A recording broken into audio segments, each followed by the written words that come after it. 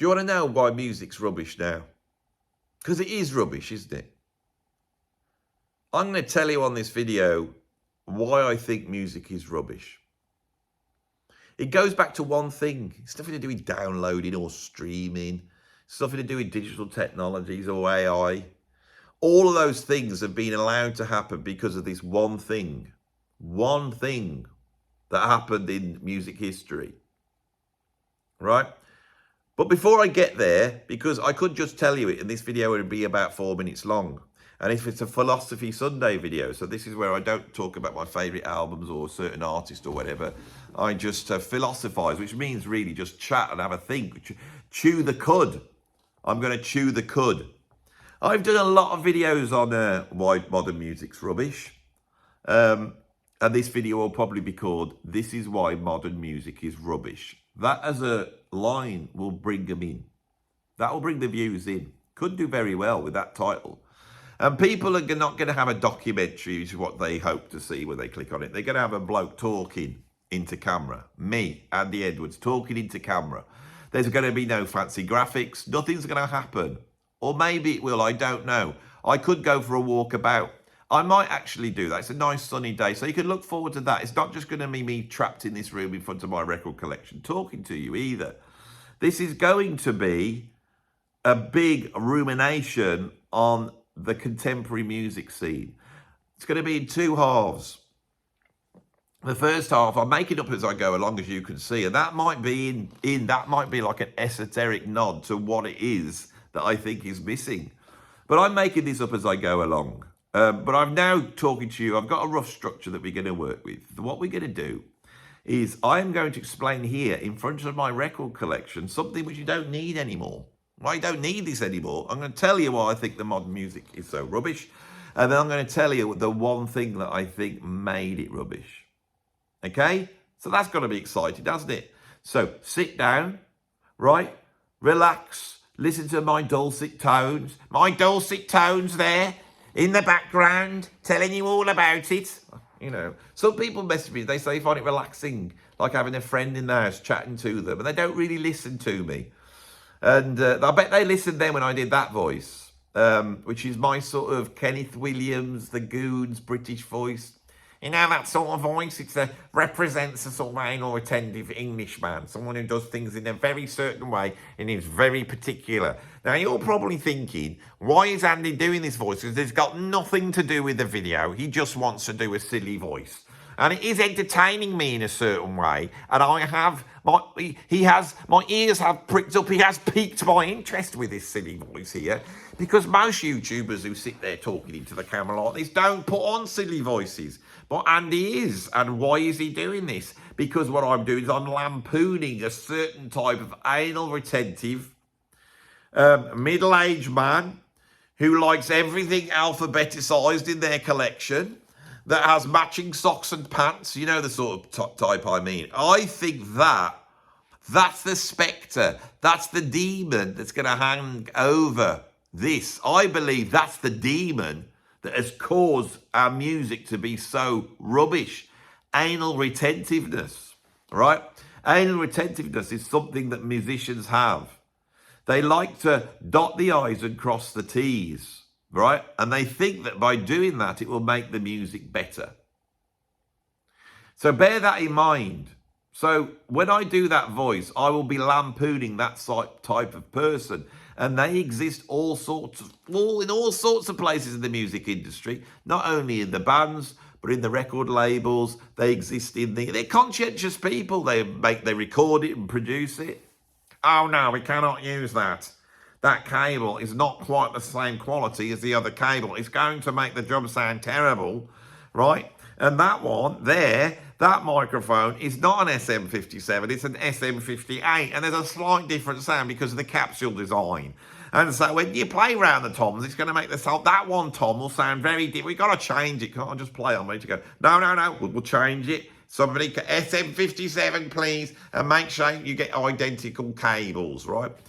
That conscientiousness, because music is so hard to make. It's not a bloke in the room with a bloody big canvas just splashing paint. You have to go through so much bloody stuff to make music, or you used to. Now you don't, do you? You could just go over to, what's that, UDO or whatever it's called? And I can't remember what it's called. I've been using it. I've got bored with it. You can just go right in the sort of tune you like, and AI will just produce it for you. Go and listen to that if that's all you're bothered about.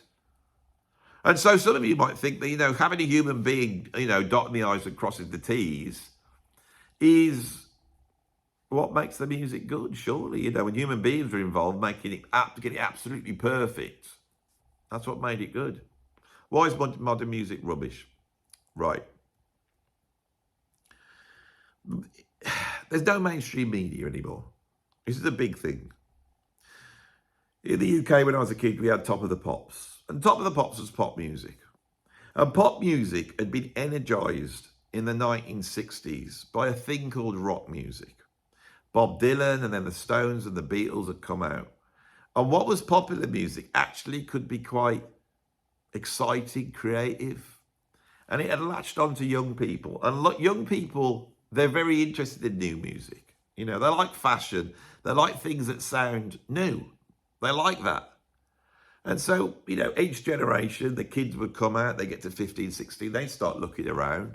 And we had these mass media things, you know, we had Top of the Pops. And so in 1980, when I got to 12, I loved music at this point. So I was devouring music. I was listening to all my mum and dad's records. And I didn't care putting Barbra Streisand album. Yeah, I like that one. B.A. Robinson. Yeah, I like that one. Elaine Page. I like that one. I was a massive fan of Barbara Dixon. She was the first, you know, artist I really liked. January, February, don't you come around. Great tune. Great tune. Well played. Lovely singing. Barbara Dickinson. Was it Barbara Dickinson or Barbara Dixon? I can't even remember now, nearly 50 years later. Anyway, I would sit down. Top of the Pops would come on. And there would be a sort of souffle of artists, you know, presented to the whole household. And back then, the charts was filled up with new music, new bands. You had punk, you had new wave, you had new romantic, you had electro. But you still had all the sort of stuff that the older people liked. Because my mum would get up in the morning, she would put the radio on. Terry Wogan used to love it. He was a very funny man. And he would play people like Dusty Springfield and Dolly Parton. And he used to give them, he used to give them funny names. He didn't used to call Dusty Springfield Dusty Springfield. He used to call her Rusty Springboard, which used to make me laugh. But I didn't even know what I was laughing at because I didn't know what a Dusty Springfield was. I talked about Dusty Springfield on the channel the other day, and a whole mass of people went, oh, Dusty, we love her, I love her. Why do we love her? Because you probably, in 1978, were sticking our shorts on and doing our ties up for school. Our mum was giving us a lick wash, right? And we were listening to Dusty Springfield, and the look of love, which is so, like, bloody sublime, went into our ears as a child, and it's in there. Dusty Springfield's in there. You know, Kenny Rogers is in there. You know, Coward of the County. Oh, driving to school with my mum, you know, what's going on here? This bloke's not a coward, but everyone thinks he's a coward because he's been brought up like that. Why have they done that? Oh, so his dad did it because he was a rougher. You know, listening to the stories, all this music. This is what I loved. This is what I loved.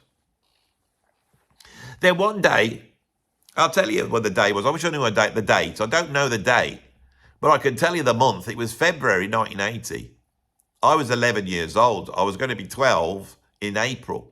And I'm sat there watching Top of the Pops. And Rainbow come on with All Night Long.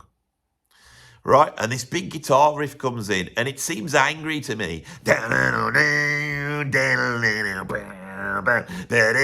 all these blokes step forward. And they all come forward. They got studded wristbands and they got long hair. And my dad doesn't seem to like them. You can't believe this, that my dad saw Cozy Powell as being some sort of rebel rouser. But he did.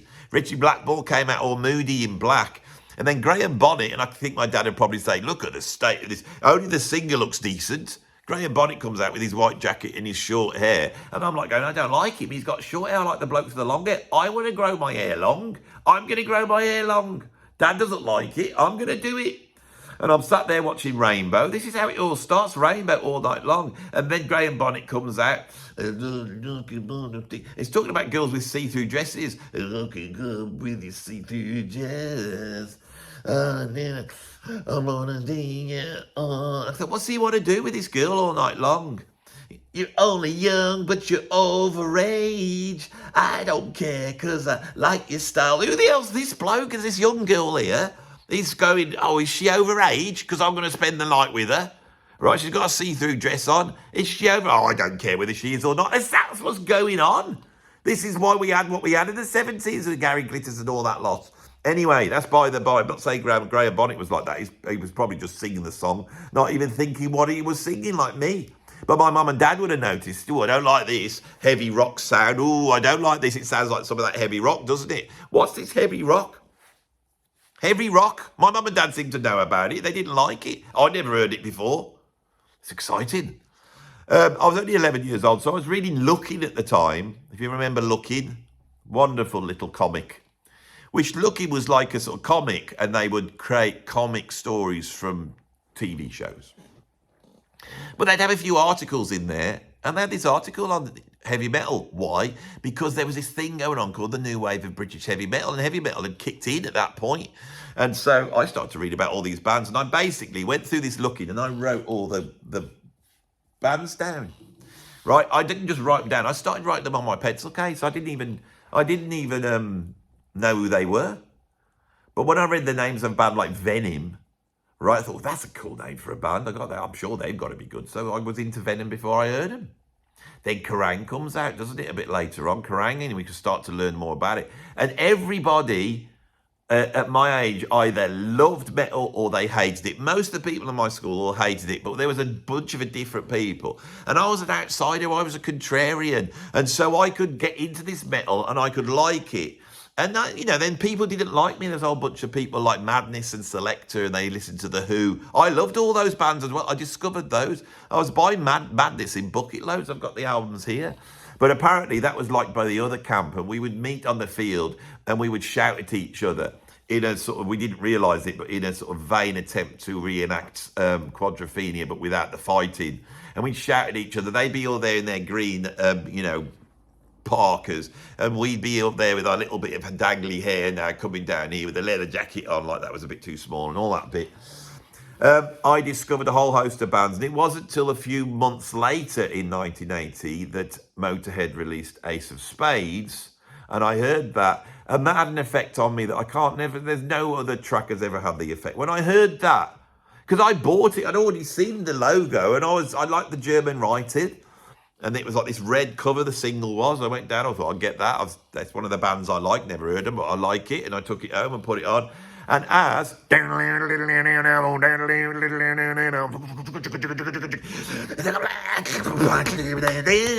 it was amazing. Then they were on Top of the Pops, and I saw him. There's Fast Eddie with great long hair. It's called Fast Eddie. I mean, I wanted to be called Fast Eddie. And then, of course, Filthy Animal Taylor with that great peacock hair. He was quite a good-looking bloke in a way, but he didn't look like that. He looked like he was dirty. And he had his great big double bass drum. He was thrashing away in the background. And then Lemmy with that great big moustache and then two things on his thing here. Those two things said it all, didn't it? Whatever they are. I don't know what they are. What are they? Those two things on Lemmy's face there. He was in Kerrang. He had all the birds. All the birds are after him. He was photographed backstage with birds, and they were taking bits off and showing bits off to Lemmy. And I was thinking, how was Lemmy getting that with that going on? I would have thought that would repel them, those two things there. Didn't seem to. My point here is, my teenage years, that's what it was. It came through the mainstream. We were just discovering bands that we thought were like, no one had heard them. I thought I'd discover this new music, because I discovered bands like Led Zeppelin and Deep Purple, which is where I eventually went, Deep Purple, and then from there to Prog, Yes, and Genesis. You've got to remember, all these albums, these bands were selling millions of albums. To me, I thought I discovered something really like my own. Oh my God, I got this album at the weekend. What is it, Andy? It's called Dark Side of the Moon. What's that like? Oh, it's all about death and the meaning of life, and it's got all these sounds on it. There's one bit with all the alarm clocks off. I thought they were in the room. I looked around, where's all the clocks come from? Freaked me out. It was like taking that drug, acid. Oh, the people take that, yeah. I'm a little kid, 15 years old, right? I'm being introduced to something, and then I find out that this album has been in the charts for like 20 years, right? You could be not part of the mainstream, but still part of the mainstream The music was like the inverse of it is now. You started buying singles, but singles were for kids. Once you elevated past singles, and there was a whole bunch of singles always coming out. One of my earliest memories of music is in 75, when I was 8 years old, was Bohemian Rhapsody coming out. And that was like an epic. I can also remember a few years later, Baker Street coming out, and that was like an epic. In 1980s, you had Vienna by Ultravox. That was like an epic. And these epics would draw you in. Certain tunes would come out and they draw you in, and they were like prepping you to actually sit down and listen. And I had a record player in my bedroom eventually, so I could go out and go and buy an album, come home, leave my parents. I didn't have to now sit downstairs and watch, Saturday Night Special and watch Sue Pollard, running up and down a beach doing a dance routine through Walking on Sunshine or whatever it is that normal people class as entertainment. Not that I don't love that, and I absolutely love Sue Pollard. Don't get me wrong, I met Sue Pollard and she's one of my heroes. That's why I mentioned her, because when she does that routine on Saturday Seaside Special, I think it was called, it's one of the great moments in artistic history. But that's by the by. I could now go upstairs and leave the generation game behind and go upstairs and put my headphones on in my bedroom. The headphones are very important. Whack it up really loud, switch the lights off, and I would be into Close to the Edge, or I would be into like Dark Side of the Moon, or then I was into like Bitches Brew, then I was into John Coltrane, Alan Holdsworth, and this is what you see here. And that thing of having my own private world of listening, which was like 3-dimensional, 4-dimensional, is why I'm sat in front of this here. This is a testament for me searching, because once you discovered it, you had to go down the library, you had to get encyclopedias out, you'd have to like research groups. I would find out about somebody. There's nobody was going to tell me about Cardiacs or John Abercrombie at school. I had to find these things out myself. Then I had to go and find them. And now there was no record shop. The record shop in my town, Sounds Around, great that it was, and it did have a few jazz fusion and prog albums in there. Quite a few actually in my town, the great Sounds Around. But then it was like persuading my dad to drive me up into Birmingham, which was a bit of a bloody thing, driving all the way up to Birmingham, traffic, park up, get into, whatever it was up there, the plastic factory, Reddington's Rare Records, and I'd start going through there. And I can remember the first time I went up, it was on my birthday, and we'd searched for a year to get me a Mahavishnu Orchestra album. My mum found a copy of Birds of Fire. I then managed to pick up the best of the Mahavishnu Orchestra. That is all I had. So can you imagine me at sort of 15, I would say it was, maybe 14, 15, going up to Birmingham, walking into whatever record shop it was. I can't actually remember the name of the one. It's no longer there, obviously. I'm walking up to a section that said John McLaughlin, Mahavishnu, and seeing it and going through. And I remember rifling through this going, oh my God, what am I going to buy? And I pulled out an album in there called Visions of the Emerald Beyond. It looked a little bit like Birds of Fire, which was my favourite album. I took that album home. I looked at it. I was a bit disappointed because it wasn't the proper Mahavishnu Orchestra. It was all these other guys, Narada Michael Walden and all this, Actually, I knew Narada because he was on an album by Jeff Beck. I'd already got that. He'd become my favourite drummer. So that actually pulled me in. And I can remember to this day going home, putting Eternity's Breath on my dad's stereo downstairs, really loud. My mum was in the kitchen. What's that sound? Turn it down. And this sound coming out. And when they did the unison runs and then the string quartet mirrors them, I was looking at the speakers in disbelief. This is my musical world.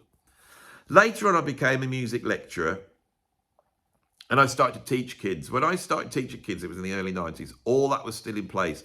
But for them, it was bands like Nirvana. It was bands like Radiohead. It was bands like the Stone Roses. And it was bands like Dream Theater. And when Dream Theater came out in the early 90s, I can remember it having that same profound effect on those kids as these bands had on me. And I remember not getting it. I remember those kids sitting down and saying, listen to this and play me Dream Theater. And going, well, it sounds like a cross between Rush and Iron Maiden, doesn't it? They go, no, but listen to it. They go, I can't believe it. They were being blown away by that. That was the journey. And it was communal. And it was communal, it was mainstream, but it was also esoteric at the same time. There was a big music industry out there and hidden away with these great big, like cities of music. We have the complete opposite now. My kids hear music through TikTok. And TikTok is about something else. So there's TikTokers, and there's a few TikTokers out there that are just doing dances to contemporary tunes, which have been designed so they can be successful because you can dance to 8 bars of them on TikTok, right? But older bands are sort of featuring. My one daughter's really got into sort of ska, new wave music. She's listening to the Specials. She's listening to XTC. She listens to Stone Roses. Those bands are still being elevated by TikTok. But when she comes in and hears what I'm listening to, that type of music that I listen to doesn't work on TikTok. So my basic point, before we get into all the obvious things, I'm trying to tell you something else that no one says, you see. This is what I'm trying to move to on this video. Kids are hearing old music. They're hearing it for free. It's right there in front of them. If they like some old track, they'll click on it and they'll be taken to Spotify with before you know it. And they listen to it and they like it. There's no money being made. Unless you're if you're an artist that's already established and you made your millions and millions, you can eke a little bit more money out on your vast amount of streams on Spotify. There's a little bit more profit. But what I've noticed she doesn't come in talking about the music I like. And why is this? Because in rock music, pop music, rock music, there was a whole bunch of bands that sold millions of records and they were great bands, but they still could write hooks. They could write tunes that, this has always been there. It's always been pop hooks, 4 bars and you're in, you know it. Great musicians were capable of making pop hooks, Every Breath You Take, with that guitar part and that vocal and that very simple drum beat is a hook. And my kids will know that tune not because it's a famous tune like you think, because they don't listen to the radio, because it would have been featured on some sort of TikTok video. The music I like is more involved. Yes, Genesis, the Proggers, even Led Zeppelin, all these bands are a little bit more involved and they don't work. None of this works on the internet. It's divided up and it's music that you listen to, right, has been pushed aside for music that you can sort of wear. And that was always in popular music. All of this stuff was in there. It was always there. So what we have is a contemporary scene where popular music now is tracks on TikTok. This doesn't have to be new music. There's no point in releasing a new single. New records don't matter anymore because everything's released now. And so at any point, any record can become the biggest song in the charts. If some TV show features a Kate Bush song and then they somebody, and it's not because the TV show featured Kate Bush, it's because some meme thing is developed from, there's people watching these TV shows and then they make TikTok videos of the sort of meme aspects of it and that tune is on there. This happened to prog. And it's really interesting because my kids hate prog. And then a few years back, Roundabout by Yes was featured in a TV show. And this TV show, it became the sort of equivalent of, in the UK, we have in the soap opera EastEnders, the Simmons Electric drum beat. So in that soap opera, you build up to a certain point, and then right when you get to the end of the show, it goes, but darling, what is it? I've got no legs. What, you've got no legs? Well, how come when you see your legs? Because my legs are robotic and they've murdered someone. And that sound there signifies it. Some Australian TV show, I think, might have got this wrong. But I think some show, had that bring as that moment. Oh, we've come to the big thing. So for a certain bunch of kids, that is how music's divided. I'm trying to explain this role that music plays. This has always been there, but it was never so apparent. But now it's apparent. Music acts like, they're like idents, basically. These little things that come on and you don't appreciate them musically. What they do is they point to something. They're like signposts. And a few years ago, this signpost on this TV show was then created into various memes.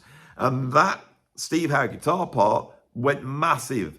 And there was enough kids going, I wonder what this tune is, to then they are bought in and they would go and listen to it. Now, why is it that kids would listen to Roundabout and love it, and then suddenly that song became a really massive song? For a while, it's because of the psychology of the way people work. When people listen to music for the first time, when they actually hear new music for the first time, they don't treat it as a pleasurable experience to be devoured. They treat it, as they do with all sounds, as a threat. I was walking through this factory here late at night, last night.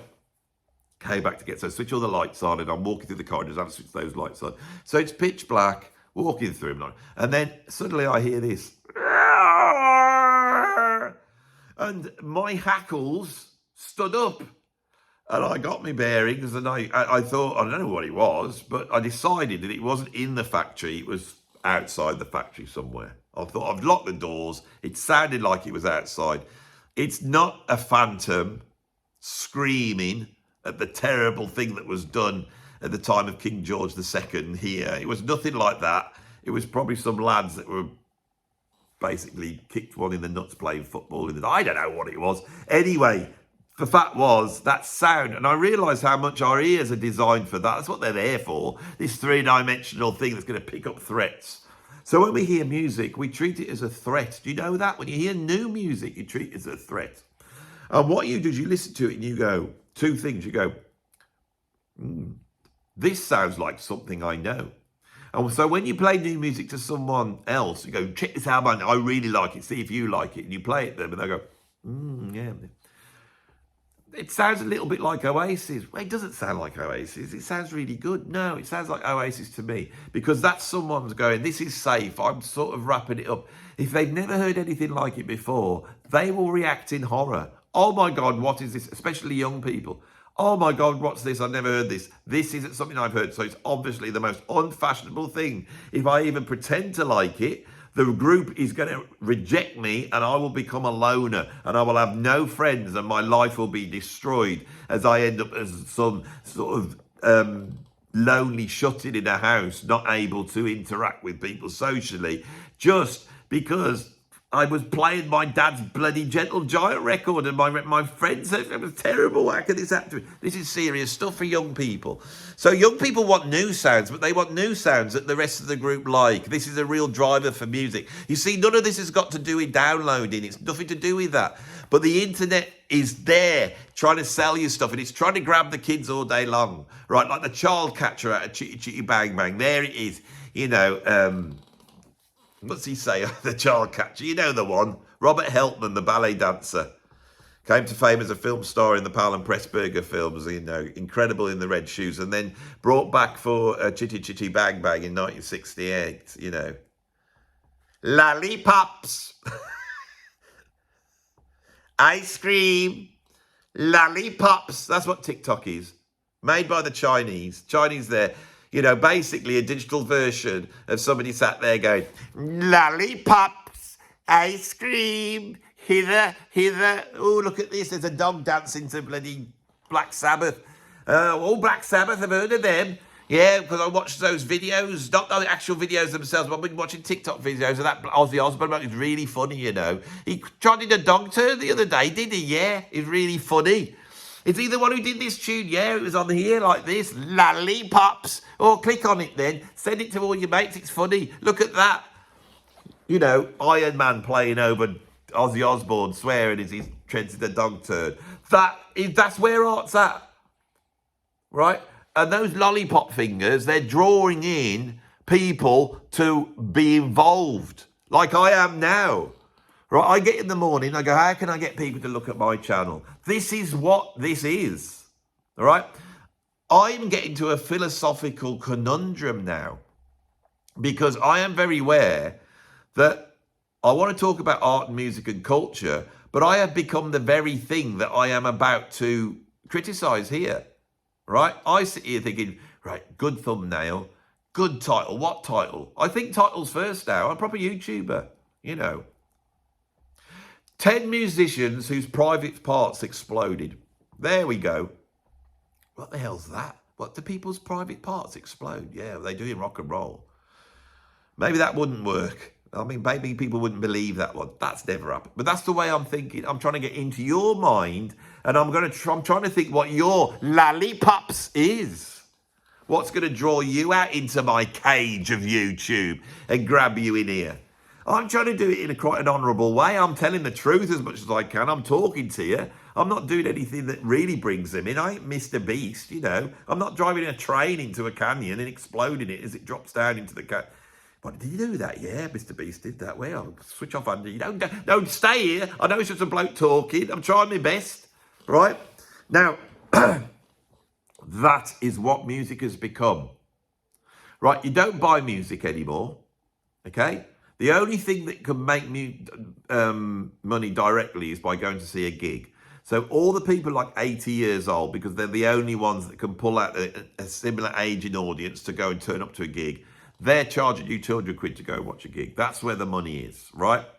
Old bands, if you're a legacy band, you've got your albums up on Spotify, all your fans have bought your albums, they bought them on vinyl, they bought them on CD, right? They bought them from iTunes, and now they're streaming them on Spotify, and you're getting your fourth cut. And where's the money coming from now? The money is coming from advertising. They're all the way through this, unless you play for YouTube Premium. I have. There's no way I'm going to sit through adverts. I wanted to escape that hell. So I pay the money, because I watch so much YouTube, to not have to put up with the adverts. It's the best thing I ever done. It's the best money I've ever spent. But here I am advertising that, and YouTube are going, oh, Andy Edwards just advertised YouTube Premium. That's brilliant, because that's money just straight to us every month. But if you don't pay that, then you are paying for this with your every now and then having the lollipops child catcher come out. And he's doing it all the way through, and you're skipping past it, but it's still hitting you. It's still going in, right? And this is what music has become. It's there to do that. And it's a very shallow appendage for doing that. Visual stuff's much better. Pictures are much better, right? The thought that someone's going to jump off a cliff and dive into a vat of baked beans, and they're going to do it with a GoPro, and you can watch them do it. Or maybe it's a girl in a bikini doing that. Maybe a top comes off, I'll have to watch that. All these things, that's what's pulling you in. And music just becomes the sideline. It's just in the background. You can see what I'm saying? Why is music so rubbish? Because it's just been demoted to the background. Right? So, once you've got that, we are up against now a history that has happened in music. Music has always been pursuing excellence. That is always what it's been about. I'm going to go and pursue some excellence now. We're going to go for a walk around the factory. We're going to go and have a look at we're going to get outside. I think this is something that we need to have a different, because this is now going to go through, starting with that thing I started off with, me listening to Motorhead in 1980. And let's see where music went from there, shall we? So I'll just pull you out of here. Now, the reason I'm doing this, I'll explain why I'm doing this, is I am breaking the genre of YouTubing, so you understand that there's different types of YouTube videos. I've been doing a talking heads YouTube, but now I'm doing a walking around finding things out YouTube. So you're excited because you think, well, it doesn't matter what Andy's saying anymore, right? Because he's going for a walk, out and about. And that's interesting, even if it's not interesting what I'm saying. We're exploring new things, and creative musicians should want to explore new things. Now, the whole music industry exists because of one reason, and that reason is because it was discovered in the late 19th century that you could record music, okay? You could record music. Once you could record music, then you could sell the music that you've recorded. Those items became the thing that you sold. When the music industry in America recorded jazz in the late teens, the original Dixieland Jazz Band, the fact that those musicians could improvise, the fact that it's quite chaotic, the fact that people are like making sounds, you can actually sell sounds, not just notes on a page, but you could sell sounds. that became massive, and the music industry went from putting out records by Enrico Caruso to putting out jazz and blues records, and that is popular music. So we're out now, out and about. So where were we? Recorded music. You right, Mark? All right. Yeah. We start to sell that, and those great jazz musicians and blues musicians, the reason why they were so important, think about it, they could go in and make a record that fitted on the side of a 78. They could tune their music in to fit the medium, which was the record. Classical musicians couldn't do that, but jazz and blues musicians could. And they start to understand the process. They realised there was a microphone in the middle of the room.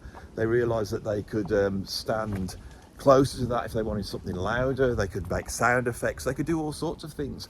Part of the reason why Livery Stable Blues, the first jazz record ever recorded, was such an important record, was because they were making animal noises on their instruments, and people hadn't heard stuff like that before. The nature of recording defined recording, and creative musicians like me out here exploring stuff, you know, walking about, they wanted to explore the medium, and that was fantastic.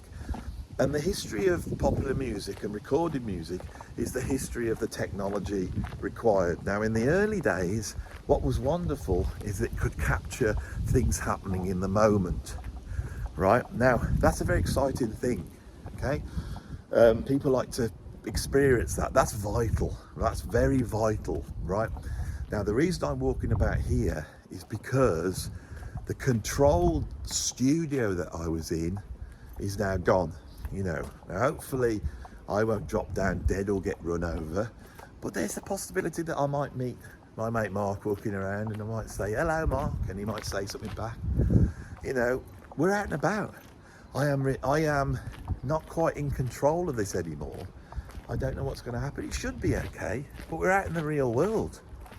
And this genre of YouTube videos you've seen many a time, and usually people are turning up to some sort of event. Maybe there's some sort of a riot going on, and people are going out and live streaming with their cameras just like this, or they're just going out and talking to people. We love that.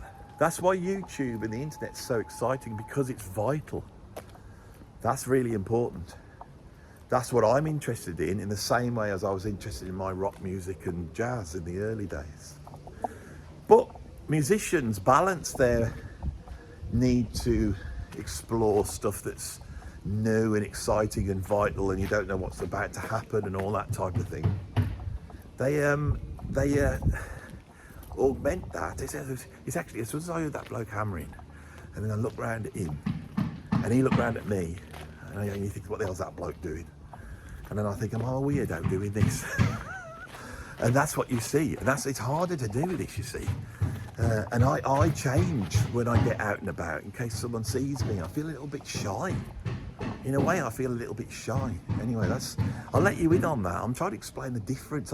This is more chaotic, right? But also, as I talk, you're going on a journey which is more than just the journey I'm saying. You right, mate? This bloke, should we go and have a chat to him? This is what I'm on about, chaos. I'm talking about chaos, and I've come out of my studio, right? And I'm a YouTuber, as you might have guessed. Okay. And I've met you, and I was just saying something could happen I don't know about. So, what do you do here? I'm retired. Basically, Are you retired? Yeah. You don't look old enough to be retired. Thanks very much for that, mate. 71 this year. 71? He doesn't look like he's 71, does he? That's ridiculous. He looks about the same age as me. I'm 57. Oh, thank you for that. Oh, that's good. Well, that's enough, I think. That's it. We've seen a young-looking bloke. You see, Kidderminster, it's a place of youth, isn't it? You see, mate, thanks for that. You see, that's what I'm on about. I'm glad that happened. It happened just at the right time. Is that we had a little moment. I got no control over that. No control whatsoever. And I like that. And your interest peaked up then, because you know, oh, this Andy's not. How's he going to deal with this, you know? One thing I've noticed doing this, and when you do that, people are ever so nice when you actually go up and chat to them. we're going deep into the forest. And of course, when you go into the forest, that's the, this is like, represents the unconscious for me. And we get into the heart of the matter now. Right, this video's been going for 40 minutes and we get into the heart of the matter now. Very exciting, isn't it? Plus you're seeing some lovely countryside, aren't you? Lovely English forests. Well, it's more of a wood than a forest. Shall I get on with it? That need for vitality and excitement, that need to be exploring new things and be out of control and not have an ability to shape it, to be creating art where you're not the bloke who's making it, it's just happening and you're just recording it. That is so important. That's a part of art that makes things exciting. Artists, they're not like that. Because that in the old days with recorded music was so apparent, they have to really be conscientious and they have to really focus on perfectionism and make sure everything is in the right place. Most artists that I have met, right, when you start to talk to them and they're working on a project, all they're focused on is in making that project perfect. Oh, we can't put it out yet, Andy. I'm not sure that I didn't like my performance on that. Oh, that bit with a little bit was out of tune there, and I don't know. I'm not sure about the mix. So shall we get it mixed again? They're trying to make it perfect, and they believe that the perfection is the thing that will make that great, right? And it doesn't. But their need to do that has been aided by technology. And the history of recording was, firstly, people could sort of do more than one take. Right, in the old days with when they were cutting onto a wax cylinder, that process, you couldn't do that too many times. So usually what went down. Once they moved to recording onto magnetic tape, you could go back over it again. You could record something twice. You could do multiple takes till you got something absolutely perfect. I've been in the studio watching the life bleed out of the track as the vibe that we had at the beginning is getting lost for the sake of something which is, I don't know, all the notes are in the right place, I suppose, and people think that's more important in a way. It's quite interesting. Then multi-tracking was invented. In the early days, it was just 2 tracks, and so you could put the band on one track, and then you could redo the vocal, so the vocal could be redone. Then you could start to cut the tape together. Tape editing was an art form. Frank Zappa was an absolute genius at this, and had learned it as a young age. He's probably the only rock and roll musician to be able to edit tape around in the 1960s, which is why his music was so incredible. He could edit tape, right? Then you can get it more perfect, multi-tracking, more perfect. Now, at some point, right, they went from everybody recording in the room at the same time to everybody recording their bits separate, right? I believe that's the moment. That was when music signed its own death warrant. Music for the whole of mankind has been a beautiful marriage between individuality and the group. And when you play music, you negotiate in that group.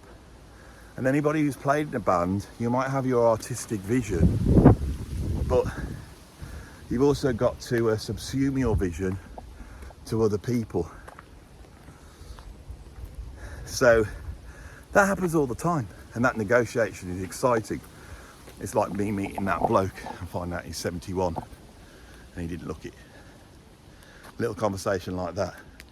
I'm trying to talk about the bloody death of music, and I'm having a chat with some bloke about looking young. It's in the video. The video here, when I started it, I had no idea how it was going to end, but it's actually worked out quite well. Me opening up to chance, me opening up to haphazard events, allowing myself to go wrong, stutter a little bit, get my words wrong, have a think. It's created this. You've watched it in real time unfold in front of you, and I've got to a conclusion. Now that conclusion I had right at the start, but I've controlled my way to it First half in my studio, where it was all controlled, and now out and about. And this is a piece of art, if you can call it art. It's got two halves, hasn't it? And everything you're seeing here, even though it's random, I can't control that sky looking a bit angry, or the wind whistling round me. I can't control that. I'm not really in control of the walk I've done. I hadn't planned that. But we're out of the forest, and we're down in a normal sort of suburban setting. Some of it I'm in control of, some of it I'm not. I believe that great compelling art is a balance between those two things. It's the fight. And the fight with music is between the musicians, and it's not a fight. When somebody says it's a drum battle, I always hate that. I've been in many a drum battle. Now, a drum battle is not a drum battle. A drum battle is two people trying to play together, trying to find something that works between them. It's a negotiation, and you have to bend. Multi-tracking in the 70s, people started to put down their parts separately. The producers started to worship separation. It wasn't just the fact that you could do your part over and over again and build it up. It was the fact that they could record it and get a better recording. So room sound went, the chaos of room sound. That's why 60s Motown recordings sound the way they do. And that's why Steely Dan albums 10 years later sound the way they do. The pursuit of perfection, the ironing out of chaos, whether it be ambient chaos, whether it be instrumental chaos, chaos between the musicians, people's mood that day, all that stuff's gone. And it started, I believe, when musicians stopped playing together. Right? Listen to what I'm saying. It started when musicians stopped playing together. It's so obvious. Musicians, you play an instrument to play with another musician, right? That's why you do it. The group is the key. That was the technology that made records, that made songs, that made jazz, that made blues. And we killed it. Once you have that separate part, it becomes the bass part, it becomes the drum part. Then machines come in, slowly they start to take over. The first one being the drums, the most vital of all the instruments. The one that's basically supplying the juice, the visceral excitement, the sex is the drums, the groove, the rhythm. It gets you to want to dance. But they made a massively incredible discovery that people like to dance more to a machine. Who'd have thought it? Then synthesizers came out. You didn't need a real clarinet. A really awful DX7 version of a clarinet was good enough, and it was new. That's why all 80s pop records sound terrible, because back then it was new and everyone loved it. But that became better. Now you can't tell the difference. You know, the way they record now is not only separate, but when you hear a real band, the production process is someone records you and then they go through it with a microscope, cleaning it up like a model that's got a nose that's slightly too big and a mole. All that gets taken away. It all gets eradicated. That is what happens in the production process. Once you start to take the humanity out of it and you are dealing with something which is perfect, and what do machines do? They create perfection. If you record a real drummer, that drummer, when he hits the bass drum, is never on the grid, right? You might be able to get to as close to the grid as you possibly can, right? You might be trying to hit, listen to the time, you're trying to hit that bass drum exactly on the first beat of the bar. But however good you are, when you get into the computer and zoom in, you will never be on it. It's impossible. A human being is never on that grid. If you put a drum machine on with no effort whatsoever, as soon as you hit start, each of those beats is only on the grid. And if you try and make it sound like it's not on the grid, like more human, it will be borrowing that from a human being and then creating a grid from that. The grid, perfection, the platonic idea of everything in the place, the thing that musicians and artists think is so valuable, is basically a false grid that has been created of chaos and humanity. That's basically what AI is. AI will seem idiosyncratic, it will seem creative, it will seem human, because it will be able to create a grid off our humanity. And why is this? Because we don't value our actual humanity. We don't understand the esoteric aspect of our humanity, which makes it humanity. It's not the thing in itself, it's something else. It's something else that we possess in us as human beings, right? You could call it a soul, but I don't think that would be 100% accurate. But it is like a soul, right? And it's interesting that when you get musicians playing music and it has that thing, we say it's got soul.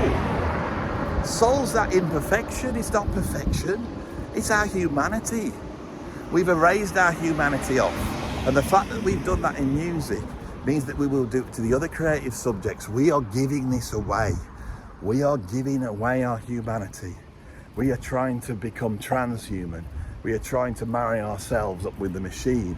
We want to augment ourselves to make ourselves perfect. Our memories aren't perfect, right? Our ability to run and jump isn't perfect.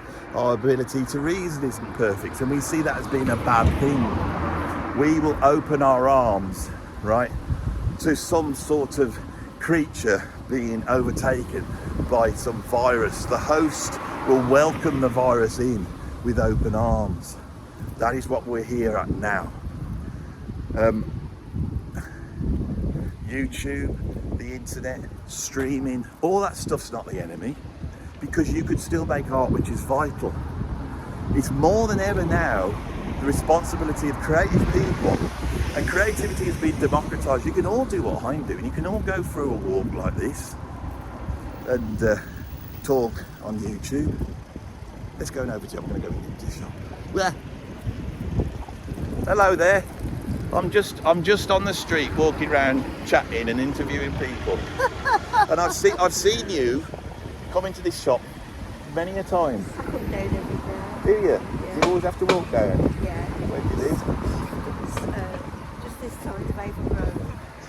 Well, I'll be walking around. I met a gentleman on my walks. I asked how old he was. He was 71. He looked ever so good for his age. Yeah. I know you're a lady, and I'm sorry to be so rude and un-English, but could I ask you how old you are? Well, I'm near 93 than 92. 93? In December. This lady's 93?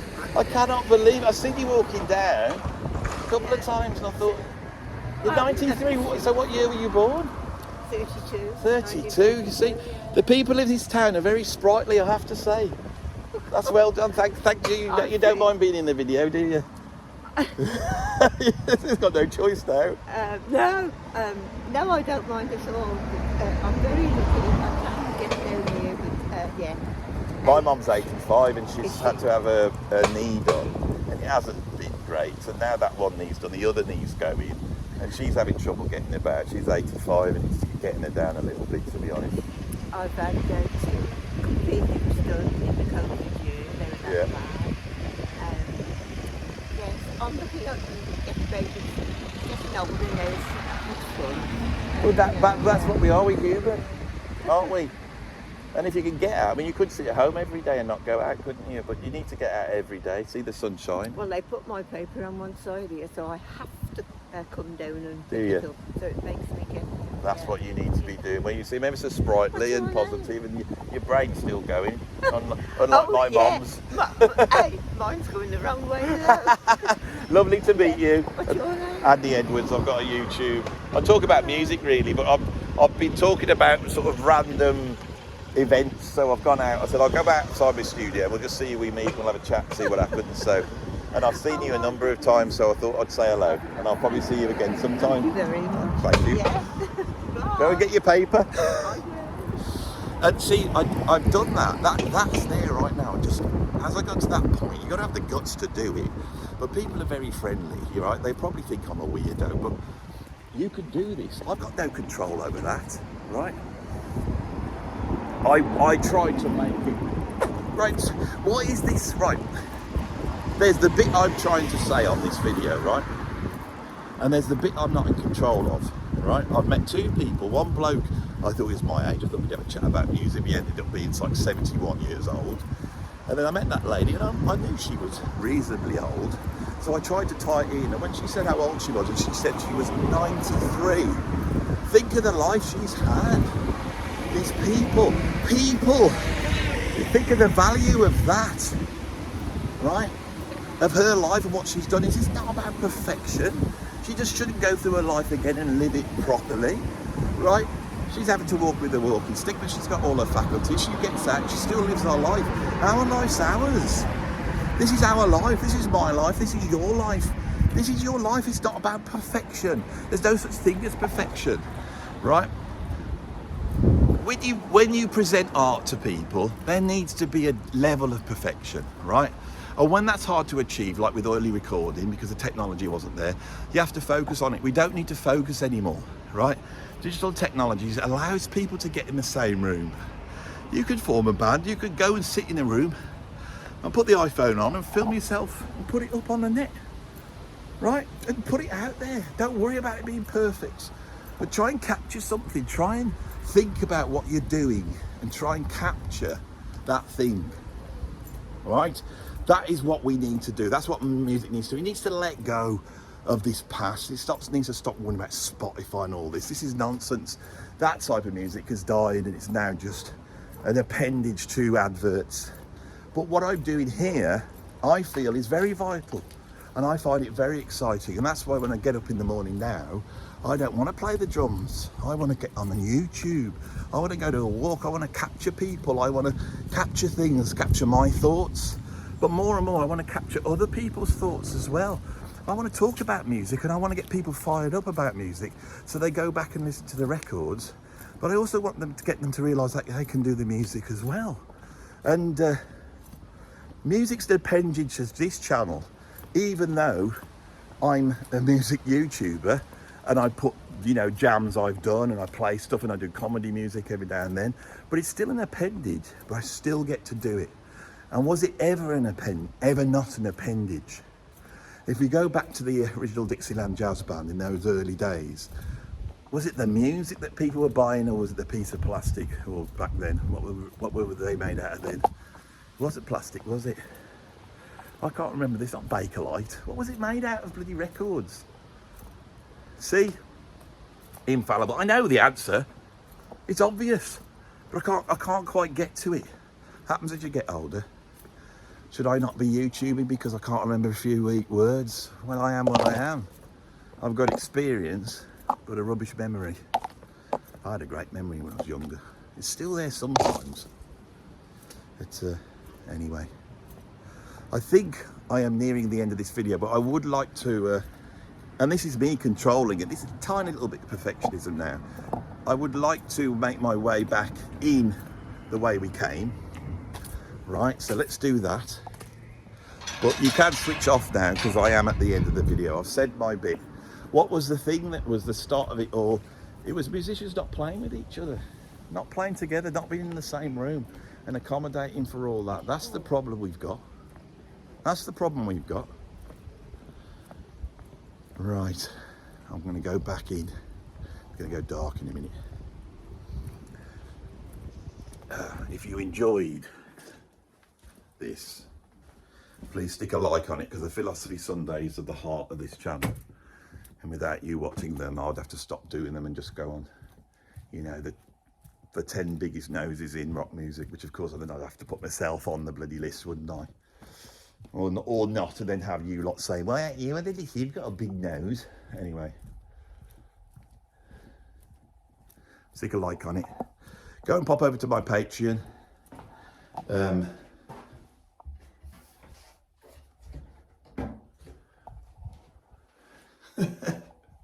I don't know how to get out of this bit. Oh, it's so dark. I thought I was trapped. I thought I was trapped then in that dark bit. Oh, that's the void. I haven't mentioned the void on this channel. I might have mentioned it slightly, but there's always the void. The void is the absence of anything, absence of meaning. That's what the void is. It's chaos. When you look at the universe, you see it as being either a place of chaos, randomness, or you see it as a place of order. Right? If you believe there's order in the universe, you basically believe in God. If you think everything's chaos, then you're basically a follower of Satan. And that really is the truth. I'm not making it up. I'm not making it up, people. It's the truth. Satan doesn't really exist, but he's chaos. And chaos can exist in our life, as can order. Chaos on order. And when you go into the dark like that, and then suddenly you feel like you're trapped in and you don't know how to get out, and then your whole system switches on and goes, why am I trapped in here? And even though I know I can shout and get somewhere, I don't like it. It's like when you get in a lift, you don't like it. It's chaos. The tentacles are chaos. And you know what those tentacles of chaos look like? The ones who drag you down. They look like this. Lollipops.